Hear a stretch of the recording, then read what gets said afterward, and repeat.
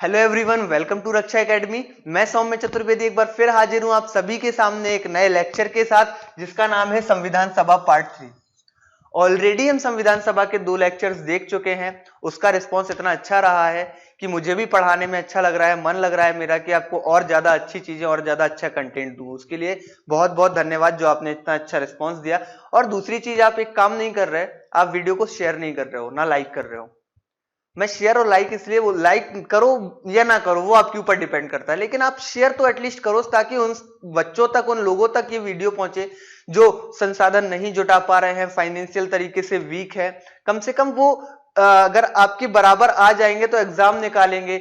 ना सिर्फ ये एक लिंक के थ्रू ना सिर्फ ये वीडियो जाएगा, बल्कि और वो सारे रक्षा एकेडमी के वीडियोज उन तक पहुंचेंगे, वो सारा कोर्स उन तक पहुंचेगा जो और कहीं नहीं मिल रहा है। क्योंकि आप ये बात अच्छे से जानते हैं कि जितना रक्षा एकेडमी के टेलीग्राम चैनल पर चीजें फ्री दी हुई हैं या रक्षा एकेडमी के यूट्यूब चैनल पर चीजें फ्री दी हुई है एमपीपीएससी का कोर्स, शायद ही मेंस के और प्रीलिम्स के पॉइंट ऑफ व्यू से उतना सारा कंटेंट किसी भी चैनल पर डला हुआ होगा। ठीक है, मैं ये तारीफ नहीं कर रहा हूं, मैं सिर्फ आपको बताना चाहता हूं कि आप वीडियो को शेयर करना स्टार्ट कर दीजिए। ठीक है, तो लास्ट लेक्चर में मैंने एक प्रश्न पूछा था कि जो 26 नवंबर 1949 को भारतीय संविधान आंशिक रूप से लागू किया गया था, या बोले आंशिक रूप से अंगीकृत किया गया था, तो उसमें भारतीय संविधान के कितने अनुच्छेद लागू किए गए थे? उस दिन भारतीय संविधान के कितने अनुच्छेद लागू किए गए थे? काफी सारे लोगों ने इसका उत्तर दिया है 15, ठीक है, और काफी सारे लोगों ने इसका उत्तर दिया है 16। अब जिन्होंने 15 उत्तर दिया है कि उस दिन 15 अनुच्छेद लागू किए गए थे, तो भाई साहब मुझे ये बताओ कि ये किस अनुच्छेद के अंतर्गत वर्णित है कि कितने अनुच्छेद लागू किए गए? ये किस अनुच्छेद में लिखा हुआ है? आप बताओ ना बताओ, मैं तो बता ही देता हूं। अनुच्छेद 394 में लिखे हुए हैं वे सारे अनुच्छेद जो 26 नवंबर 1949 को लागू किए गए थे। अनुच्छेद 394 में ही लिखा हुआ है कि 26 जनवरी 1950 को भारतीय संविधान पूर्ण रूप से लागू होगा। ठीक है, अब हमें यह बताओ कि भाई साहब आपने 15 अनुच्छेद तो काउंट कर लिए, आपने नागरिकता से संबंधित जो अनुच्छेद है 5, 6, 7, 8, 9, राष्ट्रपति की जो शपथ है 60, अनुच्छेद 60 की बात कर रहा हूं मैं, ठीक है, या फिर जो संविधान में परिभाषाएं लिखी हुई हैं अनुच्छेद 366 के अंतर्गत, 367 में जो लिखा हुआ है, 380 में अंतरिम प्रेसिडेंट की बात बोली गई है, वो सारे तो आपने काउंट कर लिए, लेकिन उन सभी का वर्णन किसमें लिखा हुआ है? वो तो 394 में लिखा है। तो भाई साहब 394 भी तो उस दिन लागू हुआ होगा, 394 भी तो लागू हुआ होगा। अगर आप ऐसे काउंट करोगे तो 15 प्लस 1 आएगा, और 15 प्लस 1 बराबर 16 होता है, यानी कि 16 अनुच्छेद लागू किए गए। आप रटते हो चीजों को, आप चीजें देखते नहीं हो। आप किताबों में देखा आपने 15, लूसेंट में लिखा हुआ देखा 15 है तो 15 है। 15 कैसे है? 394 की भी तो बात करो ना यार, 394 भी तो लागू किया गया था। तो ये हमें याद रखना। हाँ, अगर एग्जाम में 16, एक तो 15 और 16 कभी भी दोनों साथ में नहीं देगा, या तो 15 देगा या 90% 16 देगा। अगर 16 देगा तो आपको 16 ही लगाना है और कोई चुनना नहीं। अगर 15 ना दे और 16 दे दे तो आप ये मत कहना कि पेपर में तो ऑप्शन ही नहीं आया। पीएससी गलतियां करता है, लेकिन ऐसी सिली मिस्टेक्स करता है, ऐसी अच्छी गलतियां नहीं करता वो। ठीक है, अब आज जो हमने प्रश्न लिखे हुए हैं उन पर चलते हैं। ठीक है, आज का पहले प्रश्न की ओर, भारतीय संविधान सभा लिखना था, नहीं लिखना था यहां पर, यहां लिखना था भारतीय संविधान के निर्माण में संविधान सभा को कितना समय लगा? भारतीय संविधान के निर्माण में संविधान सभा को कितना समय लगा? ऑप्शन पढ़ के सुना रहा हूं। 2 वर्ष 10 माह या 8 दिन, 2 वर्ष 11 दिन, 2 वर्ष 11 माह या 18 दिन, या फिर 3 वर्ष। इसका सही उत्तर क्या होगा? 2 वर्ष 11 माह, 2 वर्ष 11 माह 3 दिन, 2 वर्ष 11 माह 18 दिन, या फिर 3 वर्ष, पूरा 3 वर्ष। आप सभी लोग जानते हो कि कोई भी चीज अगर बनानी है तो उसमें बनाने में समय लगेगा। अगर बड़ी चीज बना रहे हैं, बड़ी चीज बिल्ड कर रहे हैं तो ज्यादा समय लगेगा, और छोटी चीज बना रहे हैं तो कम समय लगेगा। अगर हम बड़ी चीज की बात करें, जैसे आप बड़ा मकान बनाने जाओगे, बड़े मकान को बनाने में आपको 1 साल लग जाएगा, 1.5 साल लग जाएगा। वहीं अगर आप छोटा मकान बनाओ तो उसमें 6 महीने में भी काम हो जाएगा। तो इसमें क्या है? 2 वर्ष 10 माह 8 दिन, 2 वर्ष 11 दिन, या 2 वर्ष 11 माह 18 दिन, या फिर 3 वर्ष। तो इसका सही उत्तर होगा 2 वर्ष 11 माह और 18 दिन लगा था संविधान को बनाने में। ठीक है, कितना समय लगा था? 2 वर्ष 11 माह 18 दिन। अच्छे से याद कर लीजिएगा, ऐसे प्रश्न ना सिर्फ एमपीपीएससी में बल्कि जितने भी कॉम्पिटिटिव एग्जाम होते हैं, फेवरेट प्रश्न है ये उनके, पूछे जाएंगे और आप गलत करके भी आते। ठीक है, अगला प्रश्न है, भारत का संविधान 26 जनवरी को इसलिए लागू किया गया था क्योंकि। ऑप्शन पढ़ के सुनाता हूं। इस दिन भारत छोड़ो आंदोलन प्रारंभ हुआ था, असहयोग आंदोलन शुरू हुआ था, नमक सत्याग्रह प्रारंभ हुआ था, या फिर 1930 में कांग्रेस द्वारा इस तिथि को स्वतंत्रता दिवस मनाया गया था। एलिमिनेट करना सीखिए। जैसा कि आनंद सर बताते हैं कि जितना ज्यादा आप एलिमिनेशन सीखेंगे उतने ज्यादा आप सही उत्तर के करीब जाएंगे, क्योंकि अगर तुक्का लगाएंगे, तुक्का लगाने से कुछ नहीं होगा, गलत ही जाएगा। तुक्का लगाने से अच्छा पहले उसको, आपने ये प्रश्न नहीं पढ़ा ना, लेकिन दूसरा तो कोई पढ़ा होगा, दूसरा कोई टॉपिक भी पढ़ा होगा। अगर दूसरा कोई टॉपिक पढ़ा होगा तो जाहिर सी बात है आपसे बन जाएगा। इस दिन भारत छोड़ो आंदोलन शुरू हुआ था? नहीं हुआ था। असहयोग आंदोलन शुरू हुआ था? बिल्कुल नहीं हुआ था। नमक सत्याग्रह प्रारंभ हुआ था? बिल्कुल नहीं हुआ था। 1930 में कांग्रेस द्वारा इस तिथि को स्वतंत्रता दिवस के रूप में मनाया गया था। लाहौर अधिवेशन 1929, उस दिन ऐसी घोषणा की गई थी कि 26 जनवरी 1930 से स्वतंत्रता दिवस मनाया जाएगा। ठीक है, लेकिन हमारा देश कब आजाद हुआ? हमारा देश आजाद हुआ 15 अगस्त 1947। ठीक है, 15 अगस्त 1947 को हमारा देश आजाद हो गया, तो स्वतंत्रता दिवस तो 15 अगस्त 1947 को हम मनाने लग गए। अब इस तिथि की जो महत्ता है, ऐतिहासिक महत्वाकांक्षा है, ऐतिहासिक महत्व है, वो कम ना हो जाए, इसीलिए हमने 26 नवंबर 1949 को आंशिक रूप से संविधान को अंगीकृत किया था, और 26 जनवरी 1950 को, 26 जनवरी 1950, क्यों 26 जनवरी? क्योंकि उस तिथि की महत्ता कम ना हो जाए 26 जनवरी की, इसीलिए हमने उस दिन के लिए चीजें रखी थी। तो 26 नवंबर को हमने अंगीकृत कर दिया था। अब एक और बात, ठीक है, 26 नवंबर 1949, एक राजस्थान के हैं लक्ष्मीमल सिंघवी जी, बहुत अच्छे कानून के जानकार हैं, संवैधानिक रूप से अच्छे हैं, सलाहकार हैं, जानकार है, सलाहकार नहीं बोल सकता क्योंकि जो संवैधानिक सलाहकार हैं वो BN राव थे संविधान सभा के, लेकिन अगर कानून के बारे में हम बात करें तो बहुत अच्छे तरीके से वो जानते हैं। तो 26 नवंबर 1949 को ऐसा लक्ष्मीमल सिंघवी जी ने सलाह दी कि हम इस दिन को विधि दिवस के रूप में तो मना ही सकते हैं। ठीक है, संविधान जिस दिन आंशिक रूप से अंगीकृत किया तो उस दिन को हम विधि दिवस के रूप में तो मान ही सकते हैं ना, तो हम 26 नवंबर 1949 को विधि दिवस के रूप में मनाने लग गए।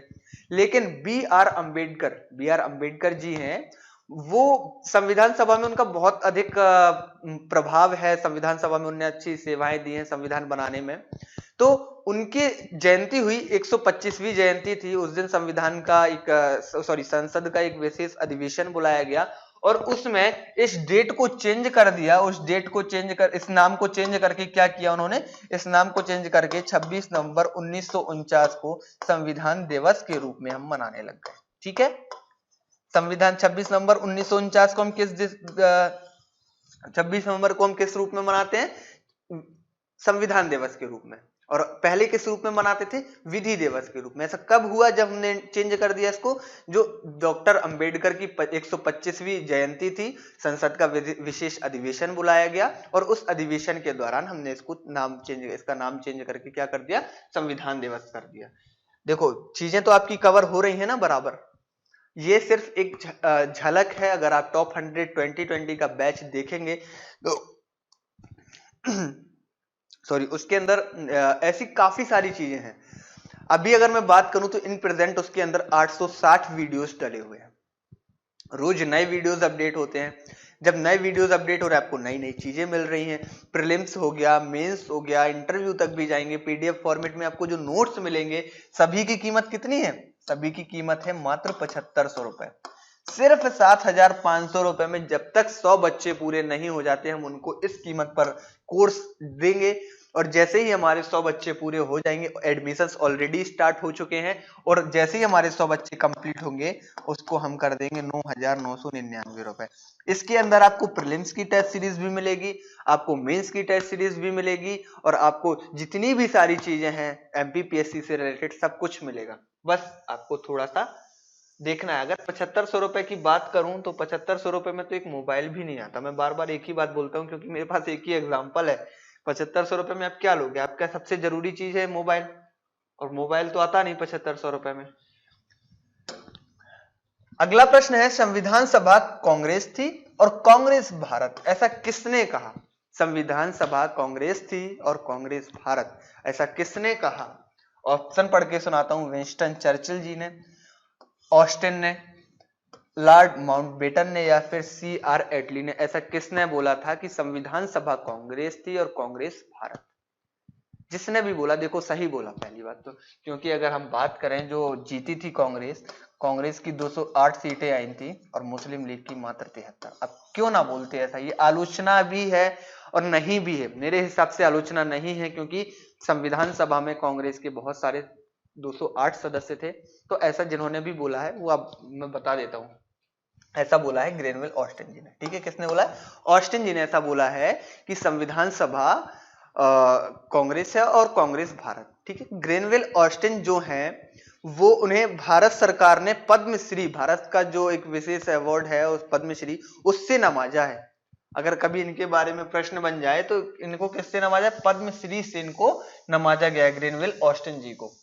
और एक विंस्टन चर्चिल का स्टेटमेंट मैं शायद पहले आपको बता चुका हूं कि जो संविधान सभा की पहली बैठक हुई थी 9 दिसंबर 1946 को, उसमें मुस्लिम लीग के सदस्य तो शामिल हुए नहीं थे। इस वजह से इन्होंने भी एक स्टेटमेंट ऐसे, इन्होंने भी एक ऐसी पास की थी चीज, कथन बोला था कि संविधान सभा की पहली बैठक ऐसी लग रही है जैसे कि उसकी किसी शादी की दुल्हन ही गायब हो। पूछा था शायद मैंने ये प्रश्न आपसे, और ऐसे कथन आपको याद कर लेने हैं, आ जाते हैं, फिर आप कहोगे कि कहां से आ गया यार, ये तो था ही नहीं, उसने तो सिर्फ संविधान सभा लिखा था। हमने संविधान सभा की पहली बैठक पढ़ ली, अधिवेशन पढ़ लिए, कौन कब क्या बना, किसने कब क्या बोला, ये किसने क्या पेश किया, लाइक उद्देश्य प्रस्ताव, ये तो हमें पढ़ना ही नहीं था ना। ये कैसे नहीं पढ़ना था भाई, जब संविधान सभा के बारे में लिखा हुआ है कि संविधान सभा कांग्रेस थी और कांग्रेस संविधान भारत, तो ये तो आना ही आना है। ठीक है, तो इस प्रकार के प्रश्न भी हमें पढ़ते जाने हैं, अच्छे प्रश्न है ये।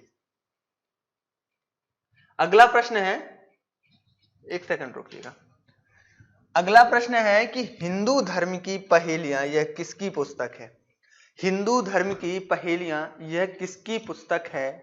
आप बता सकते हैं क्या? छोड़ दूं इस प्रश्न को कमेंट के लिए? नहीं, कमेंट के लिए मैं बाद में पूछ लूंगा अगर मुझे पूछना होगा। हिंदू धर्म की पहेलियां किसकी पुस्तक है? हिंदू धर्म की पहेलियां है BR अम्बेडकर जी की पुस्तक। BR अम्बेडकर ने लिखी हुई है हिंदू धर्म की पहेलियां। इसको याद रखिएगा अच्छे से, क्योंकि BR अम्बेडकर का संविधान में बहुत महत्व है संविधान सभा में, और उनसे रिलेटेड क्वेश्चन बनेगा और आप छोड़ कर आएंगे अगर इस प्रकार के प्रश्न बनेंगे। छोड़ के नहीं आना है, आप कंटिन्यूअस वीडियो वॉच कीजिए, वीडियो देखिए, तो आपके ये प्रश्न बिल्कुल नहीं छूटेंगे।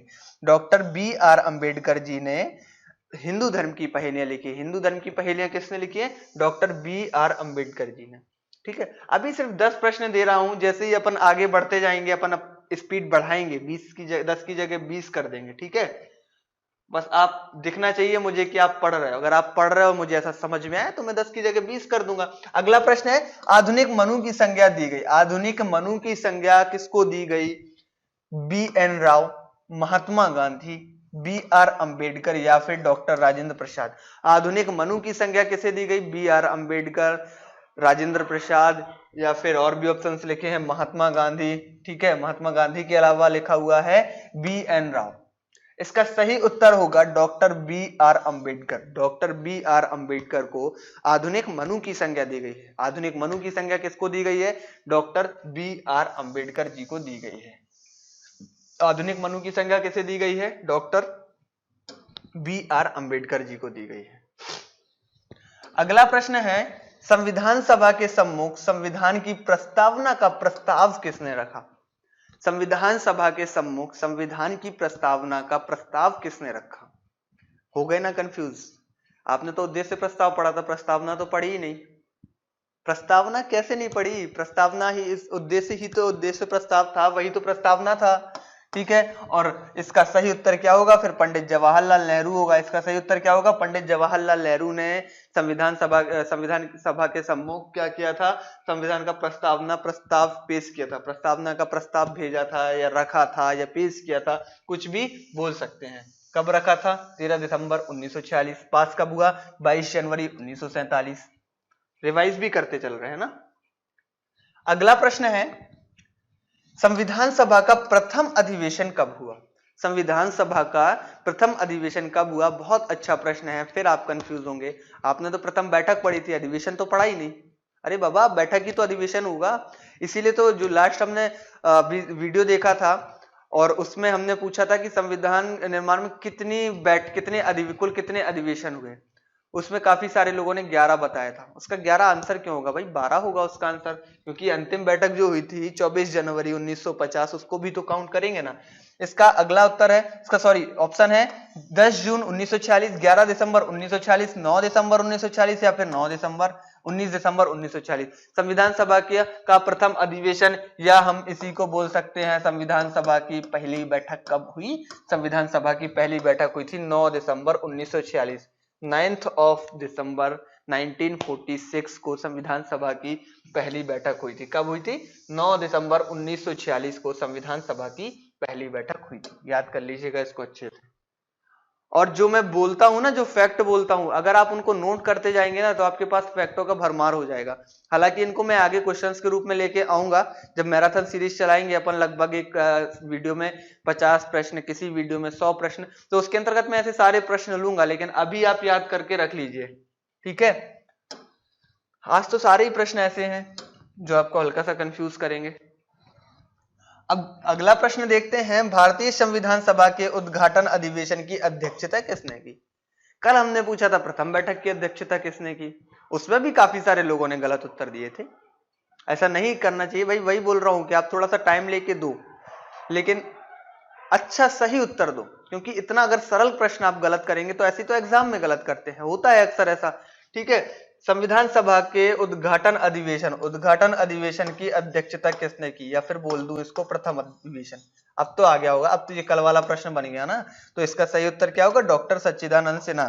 संविधान सभा के उद्घाटन अधिवेशन की अध्यक्षता किसने की? डॉक्टर सच्चिदानंद सिन्हा ने की। या अस्थायी अध्यक्ष, अस्थायी अध्यक्ष तो हर जगह पढ़ लिए थे, उद्घाटन अधिवेशन नहीं पढ़ा आपने, ठीक है।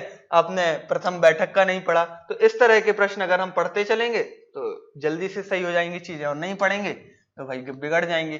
पाकिस्तान पर विचार, यह पुस्तक किसने लिखी? पाकिस्तान पर विचार, यह पुस्तक किसने लिखी? अगर मैंने जो ऊपर एक प्रश्न पूछा है इसी में कि आधुनिक मनु की संज्ञा किसको दी जाती है, आधुनिक मनु की संज्ञा किसको दी गई है, उससे आप इस चीज को रिलेट कर सकते हो।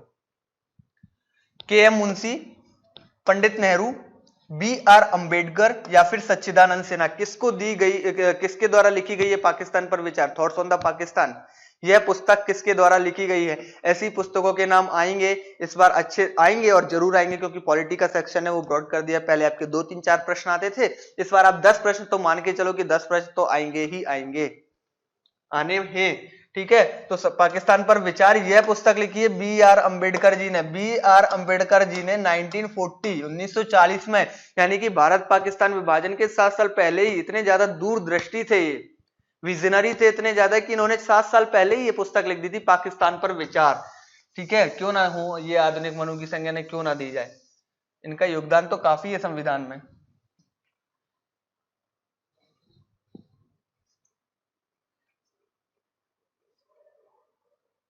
अगला प्रश्न है, संविधान सभा के पहले उपाध्यक्ष कौन थे? संविधान सभा के जो पहले उपाध्यक्ष थे वो कौन थे? के.एम. मुंशी, वी.टी. कृष्णामाचारी, जवाहरलाल नेहरू या फिर एच.सी. मुखर्जी। संविधान सभा के पहले उपाध्यक्ष कौन थे? अध्यक्ष तो हमने पढ़ लिए, उपाध्यक्ष भी तो पढ़ना पड़ेंगे ना। के.एम. मुंशी, वी.टी. कृष्णामाचारी, जवाहरलाल नेहरू या फिर एच.सी. मुखर्जी। इसका सही उत्तर होगा एच.सी. मुखर्जी। संविधान सभा के पहले कौन थे? संविधान सभा के पहले उपाध्यक्ष थे। संविधान सभा के पहले उपाध्यक्ष एच.सी. मुखर्जी थे। अध्यक्ष कौन थे? राजेंद्र प्रसाद थे। अस्थायी अध्यक्ष कौन थे? सच्चिदानंद सिन्हा थे। ये सारी चीजें हमको याद रखनी है, ठीक है। तो आज हमने देखे 10 प्रश्न, और आशा करता हूं ये प्रश्न आपको बहुत ज्यादा पसंद आए होंगे। अगर आए हैं तो कमेंट भी ना करें, चलो कमेंट भी आपको छूट दे दी, कमेंट करना है तो करो, नहीं करना है तो नहीं करो, बस उसको शेयर करो। जितनी ज्यादा से ज्यादा वीडियो शेयर करेंगे उतने ज्यादा लोगों तक पहुंचेंगे और उतने ज्यादा लोगों की मदद हो पाएगी। तब तक के लिए धन्यवाद। बने रहिए रक्षा एकेडमी के साथ और देखते रहिए यूट्यूब चैनल पर जितनी भी सारी वीडियोस के अलावा इंफॉर्मेटिव चीजें भी उसमें आती हैं। रक्षा एकेडमी का जो इंस्टाग्राम चैनल है उसको भी आप ज्वाइन कर लीजिए, क्योंकि उसमें पीटी फैक्ट इतने सारे डले हुए हैं कि जो मैं क्वेश्चन बता रहा हूँ ना, अगर आप उनको एक बार रीड कर लोगे पहले से तो आप ये क्वेश्चन कभी गलत नहीं करोगे, क्योंकि ऑलरेडी मैं वहां भूमिका बना चुका हूं इंस्टाग्राम चैनल पे। तो आप उसको भी ज्वाइन कर सकते हैं। रक्षा एकेडमी के नाम से इंस्टाग्राम चैनल है। तब तक के लिए धन्यवाद।